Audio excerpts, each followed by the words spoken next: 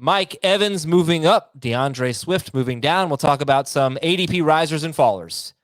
Welcome to Fantasy Football Today in 5, getting you caught up on the fantasy news and advice you need to know in 5 minutes or less. Adam Azer and Chris Towers. We'd really appreciate it if you left us a nice review in Apple Podcast, and just tell your friends about our show, so we can continue to grow. So one thing that stands out with the risers, Chris, it's Mike Evans. He's up 10 spots. I don't really know why he's up to 48th overall. I don't know why he was much lower than that to begin with, but 48th overall, but just a big riser. What? Why?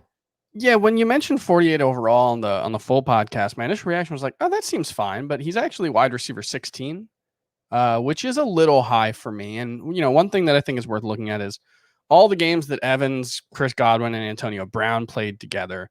They were amazing. They combined for 27 touchdowns, a total 8.3% touchdown rate, which is really, really high.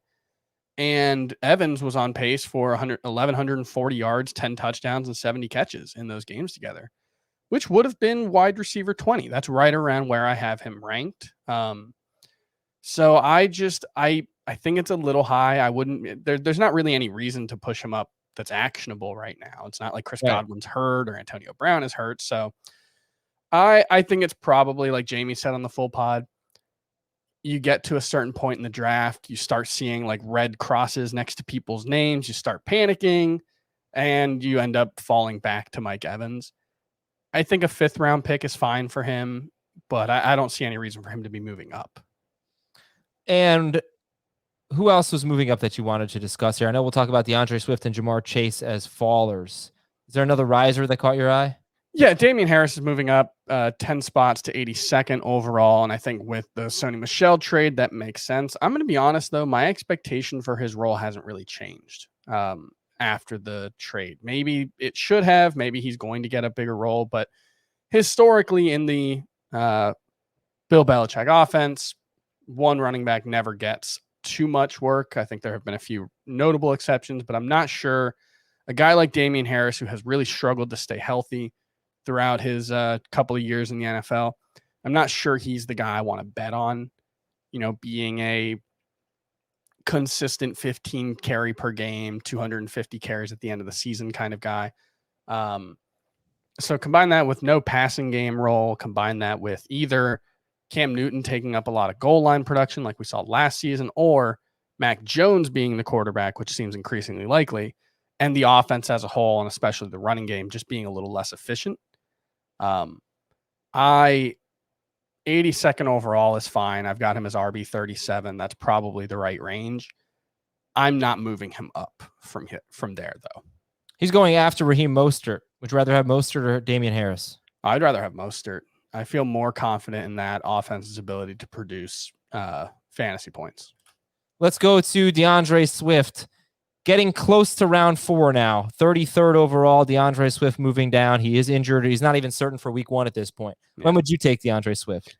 I mean, we actually have gotten some good news in recent days. I know there have been some, kind of scary quotes, but like he's increased his work in practice over the last few days. I still expect him to be ready for week 1, though obviously that's not guaranteed. The injury concern is obviously going to be there. It's harder to have faith in someone staying healthy when they're currently not.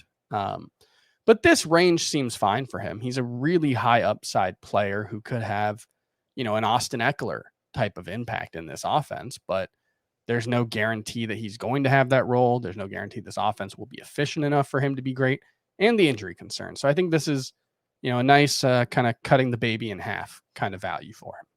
Great image there. And Jamar Chase moving down to 70th, I believe, overall for Jamar Chase. A lot of negativity right now surrounding Jamar Chase, but, at what point does he become a steal? I think 70th overall is pretty close, because all of these concerns that we have, the drops, the talk about him potentially taking on a smaller role to start the season, like this is a guy who hasn't played a competitive down of football before last week since January of 2020. So it shouldn't be a surprise that there's some rust to shake off. The way you have to approach Jamar Chase is the way you have to approach most rookie wide receivers. It might take them a little while to get going, but as long as you're patient, he should pay off in a big way. I did move him down recently. I moved him behind T. Higgins in my rankings, but that was a drop from 23rd to 25th.